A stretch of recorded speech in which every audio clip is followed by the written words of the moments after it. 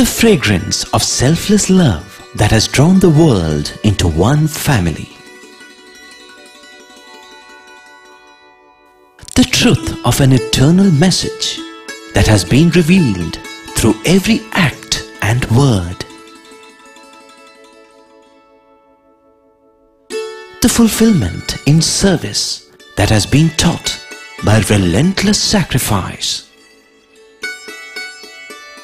The Lord's own life is indeed His message.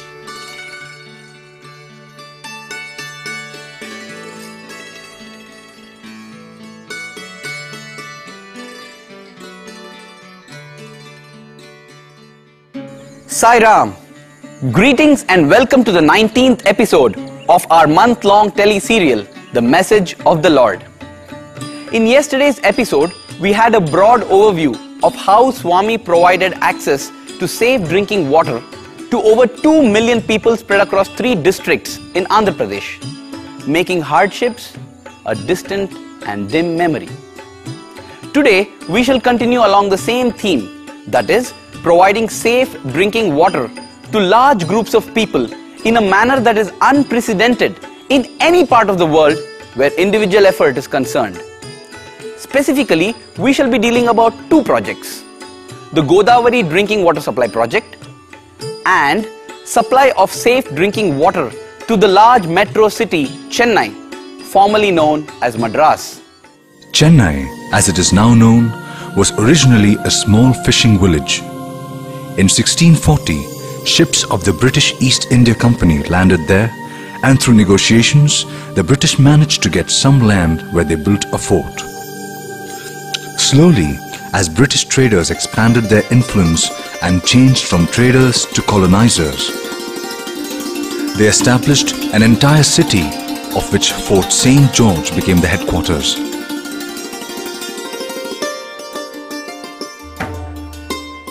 While the city of Madras steadily grew, it also began to have a growing water problem, since there was no major river nearby. All it could do was to depend on the fickle northeast monsoon and store whatever water they got from rain in several reservoirs.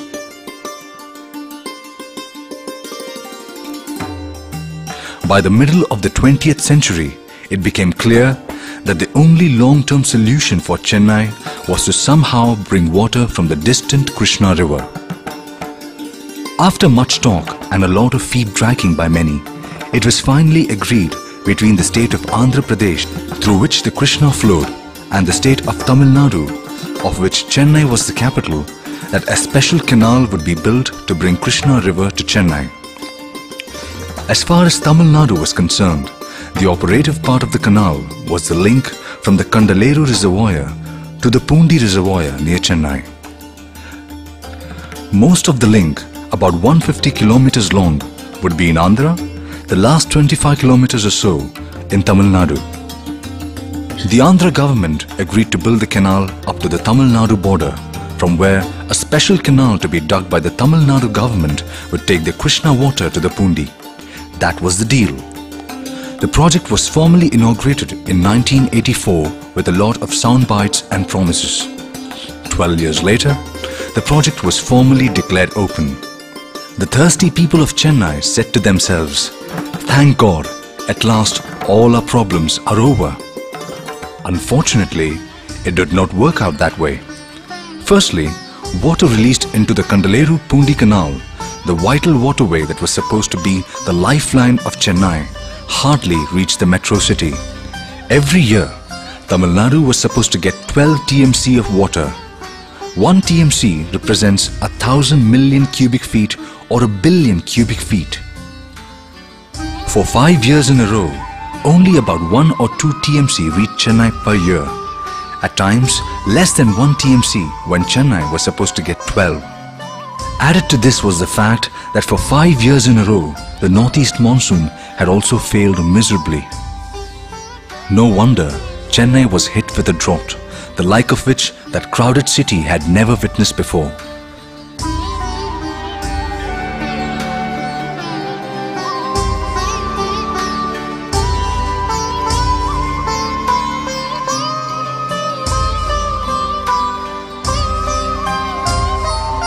The metropolitan authorities had to bring water to various places by tankers, but that was not enough. Thus it was that private operators entered the business, making water an expensive commercial commodity, too costly for the poor.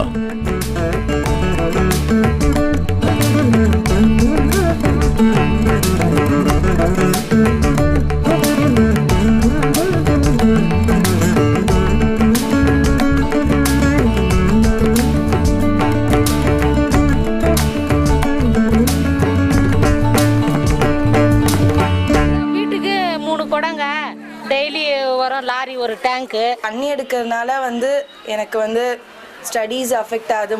இங்கே தண்ணி கஷ்டத்தால் ரொம்ப பாதிக்கிறோம். கொஞ்ச நேரம் நிம்மதியாக தூங்க முடியல. பண கஷ்டம் எல்லாருக்குமே தண்ணி கஷ்டம்ன்றது எல்லாருக்குமே இருக்கு. இது என்னைக்கு சால்வ் ஆகும்னு தெரியல. தண்ணி எடுக்கிறதா நான் வேலைக்கு போகிறதா என்ன செய்யணும் எனக்கு ஒன்றும் புரியல. தண்ணி சில நாளில் காலைல 3 மணிக்கு வந்துடுது.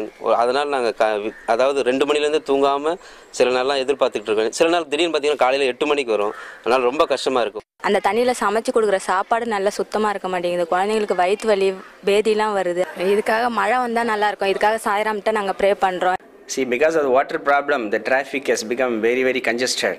All are blocked by the lorries. So we are getting a lot of accident cases. We get a lot of diseases like sporadic cases of typhoid and cholera, diarrhea. What is contaminated? About a few weeks ago, I admitted a man with chest pain. You know what brought about his chest pain? He had to carry this kodams of water up to his flat, which is on the 3rd floor. Many buildings don't have lifts up to the 3rd floor. And he had to carry this water up, and he was a hypertensive. And this too in the middle of the night because they don't know when the Tanni lorry will come. Okay, and he developed chest pain. So you see how something like water shortage can lead to even a heart attack. Financial health is devastated. Most middle class families end up spending more than 1,000 rupees a month. This is the fundamental need which has to be addressed. My husband and I also work in certain homes for destitute people. In one such home, we're getting water from the villages in tankers. One fine day, suddenly all the inmates turned blue because the water from the village areas was contaminated with nitrates, which is then the fertilizer. Nitrate contaminated water can result in a poisoning known as methemoglobinemia. The inmates all started turning blue. I got a frantic call at night. I slept the whole night in that home. Luckily, by God's grace, we were able to rush the badly affected people to some ICU in some hospitals, and they all survived. Everybody survived. There was no casualty, all recovered. But just look at that. Contamination of water. So we're facing a lot of problems. Let's go back to the Kandaleru Pundi Canal, which was to provide the ultimate solution. That canal was no canal, but one long lousy ditch. It simply had not been built the way it ought to have been. Swami, being the embodiment of compassion, soon came to the rescue of the people of Chennai. In typical Baba fashion, he made a dramatic announcement of his resolve to provide drinking water to Chennai, when no one, least of all the citizens of Chennai, expected it.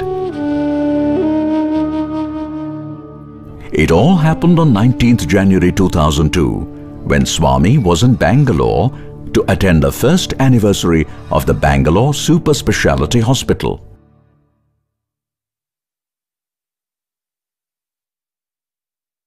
And there, in the midst of his discourse, Swami took everyone by surprise. ఈనాడు పవిత్రమైనటువంటి యొక్క ఈ సమయం నందు నేను మరొకటి కూడా సంకల్పించుకున్నాను. మెడ్రాస్ రాష్ట్రం లోపల త్రాగడానికి నీరు లేదు. ఏదో ధనవంతులు లారీలతోనో లేక బండ్లతోనో తెప్పించుకొని త్రాగలుగుతున్నారు. ఈ బీద ప్రజలు ఏ నీటిని కొనుక్కోగలరు? ఏ రీతిగా తన ప్రాణాన్ని నిలుపుకోగలరు? కనుకనే వర్షంతో పడినటువంటి ఆ గుంతల్లో నీళ్లు త్రాగి ఆరోగ్యాన్ని పాడు చేసుకుంటున్నారు. కనుకని ఎంత నష్టమైనా సరియే, ఎంత కష్టమైనా సరియే, మెడ్రాస్ కంతా కూడాను మంచినీరు అందించాలని నేను సంకల్పించుకుంటున్నాను. ఇది తప్పక నెరవేరుతుంది, దీనికి సందేహమే లేదు. ఆ దృఢమైనటువంటి విశ్వాసాన్ని మానవుడు అభివృద్ధి పరచుకోవాలి. Almost immediately following his historic announcement, Swami instructed the Sri Sathya Sai Central Trust to get busy and rejuvenate the existing canal using the latest in modern technology.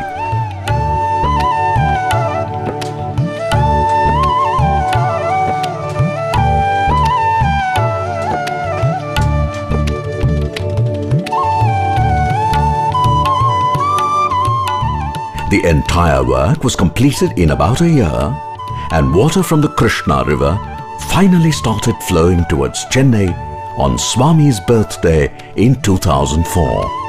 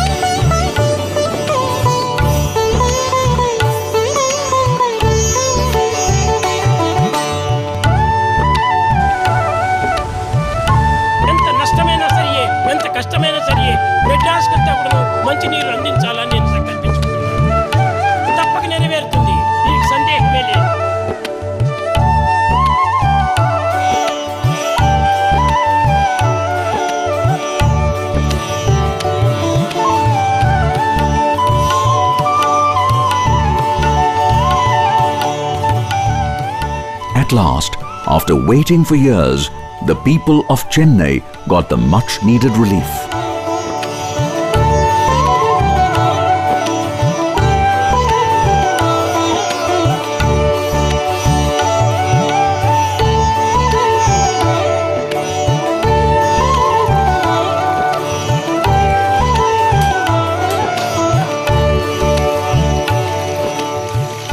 The slum dwellers have no pipes in their huts, but have pumps connected to the water lines below ground.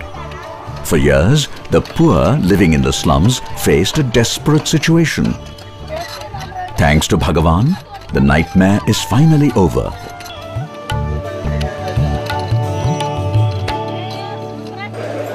With Swami's infinite grace and blessings, the residents of Chennai and the neighboring districts are getting water through the Sathya Sai Ganga water project.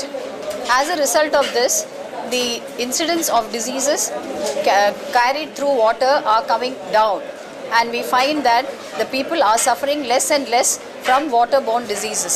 This is indeed a great blessing for all of us. தனிப்பட்ட ஒரு blessings தான் மெட்ராஸ் மெட்ரோக்கு வாட்டரே கிடைச்சிருக்கு. அதுல சந்தேகமே இல்ல. சுவாமி வந்து இந்த சாய் கங்காங்கிற பிரேம கங்கையில எங்க எல்லாரையும் முழுகடிச்சுட்டார். நான் இத ஃபர்ஸ்ட் தடவை வந்திருக்கேன். சாய் பாபாவோட அனுகிரகத்தால ரொம்ப நல்ல விதமா இது பண்ணிருக்கு. எங்களுக்கு சென்னை மக்களுக்கு தண்ணி கொடுத்ததுல வந்து சாய் பாபாவுக்கு 100 தடவை 1000 தடவை அவ்வளவு தேங்க்ஸ் சொல்லுவோம். தண்ணி கூட குடிக்க இல்லாமல் அப்படி நாங்கள் கஷ்டப்படுறச்ச பகவான் வந்து ஹெல்ப் பண்ணி எங்களுக்கு இன்னைக்கு சாய் கங்கா ப்ராஜெக்ட் பண்ணி ரொம்ப ஹெல்ப் பண்ணியிருக்காரு. அது கோடி கோடி பிரணாம் பாபாவுக்கு.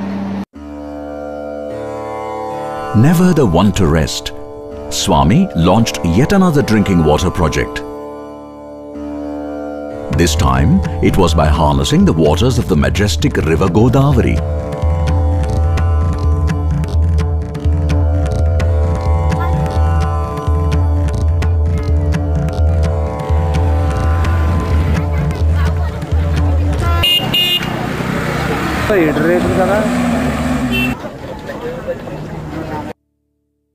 For centuries, this river has been emptying itself into the Bay of Bengal.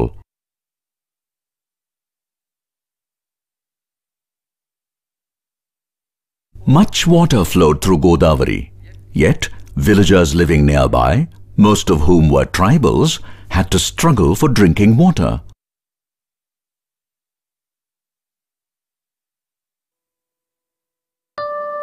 Swami became very concerned about their plight and resolved to come to their rescue. ఇప్పుడు మీ పశ్చిమ గోదావరికి ఈస్ట్ గోదావరికి మేము 60 కోట్లు పెట్టి నీరు ఇస్తున్నాము. నాకు ఎందుకంటే అన్నం లేకపోయినా కానీ ఉండవచ్చు, కానీ నీరు లేకపోతే ఉండడానికి వీలు కాదు. కాబట్టి నీరు చాలా అవసరం. ఇంత గోదావరికి ప్రక్కనే ఉంటున్నారు, తాగడానికి నీరు లేదు. ఇట్లా ఉంటుండాలి. అన్ని దగ్గర ఉండి కూడాను అనుభవించుకోవడానికి అవకాశం లేకుండా ఉంటుండాలి. మనిషి ప్రయత్నం కూడా చాలా అవసరము. Once again, a crisp directive to the Sri Sathya Sai Central Trust. This time, it was to provide safe drinking water to about 550 villages in East and West Godavari districts, flanking the river as it makes its way to the sea.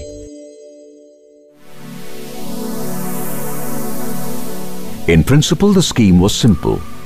Draw water from the river via intake wells, purify, and then distribute.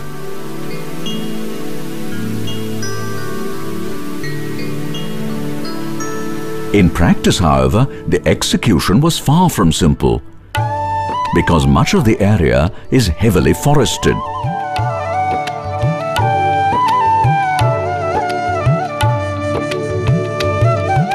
In this respect, the Godavari drinking water project turned out to be quite different from all the earlier ones executed. As in all of Swami's projects, work proceeded fast.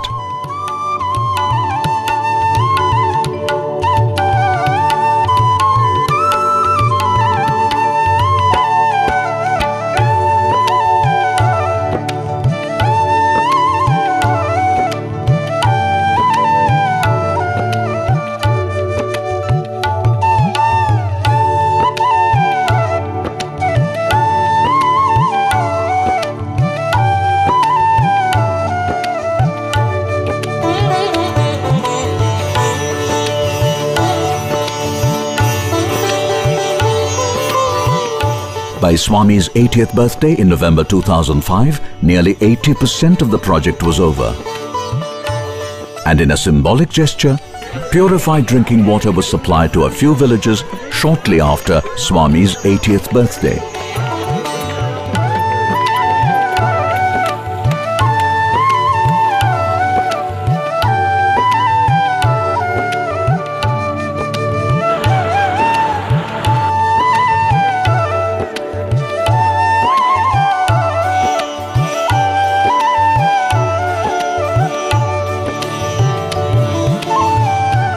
Since then, the Godavari drinking water project has been completed, as always, in record time. Do you know what a tribal woman did when she heard that Swami was going to give them water? She gave away 1 acre of her land, and a pumping station was built on the land she gifted, so that her people would be benefited.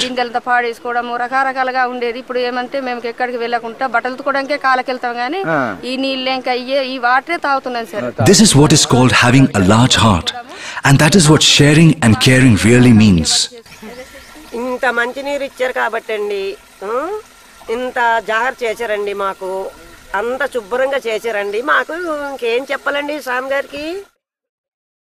We are now in another tribal village, and this is how this lady is expressing her gratitude to Swami.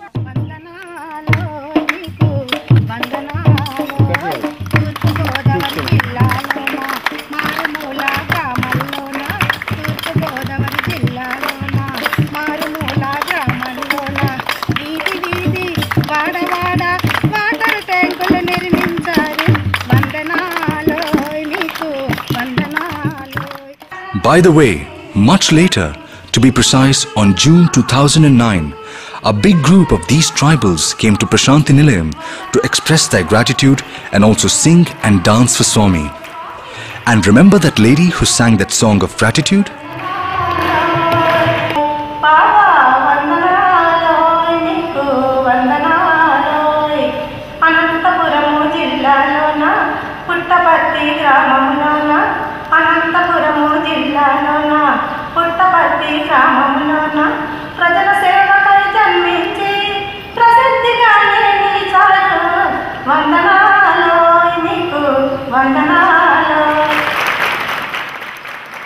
She now gets a chain from Swami.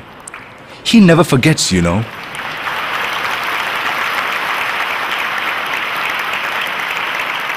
At this stage, we would like to raise the level of discussion by reflecting on the larger issue of God, man and water.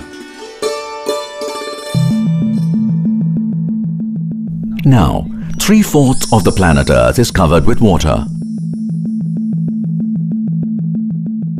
However, 97% of the water on Earth exists as salt water in the oceans. and only 3% of the water available on Earth is fresh water. This 3% of fresh water is distributed between many agencies. 3/4 of the fresh water on Earth is locked up in icebergs and glaciers. Of the rest of the fresh water on Earth, water vapor in the atmosphere accounts for 0.36%. The water in lakes and rivers also accounts for a small amount, a mere 0.34%. The rest of the fresh water exists below as groundwater, and this amounts to 25% of the 3% of all the water on Earth. Fresh water on Earth is constantly recycled. The journey starts from the ocean through evaporation. Clouds then form and come down as rain. In high altitudes and in the colder regions, the precipitation is as snow.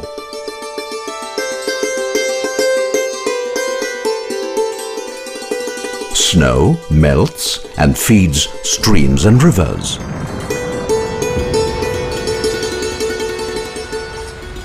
Finally, rivers merge with the ocean, completing the cycle.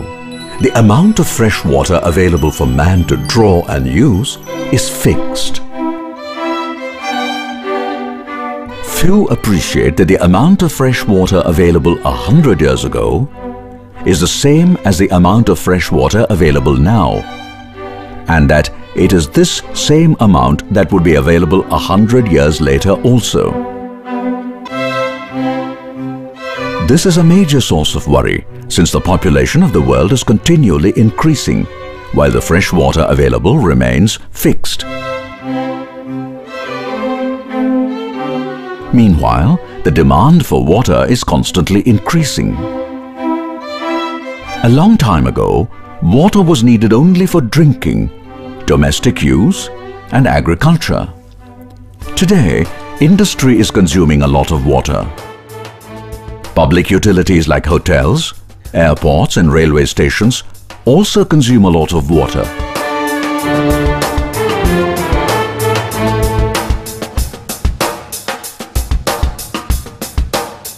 People who have ready access to water take it for granted and fail to appreciate how precious it is.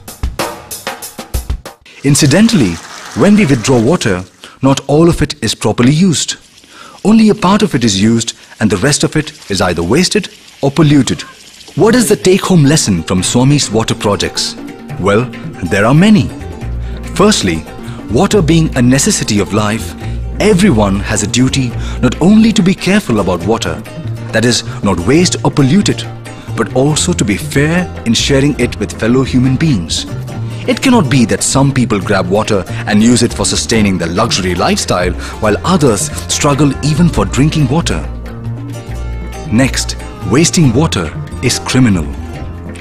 Thirdly, we must all be humble and reverential enough to realize that compassionate God has given water free. Don't we therefore owe Him something? Indeed, and the best way to discharge that debt is to do whatever we can to mitigate the water problems of those who are not so fortunate. Incidentally, Swami has himself shown us the way. For example, he sends a water truck to many villages that are not connected to the Anantapur drinking water scheme.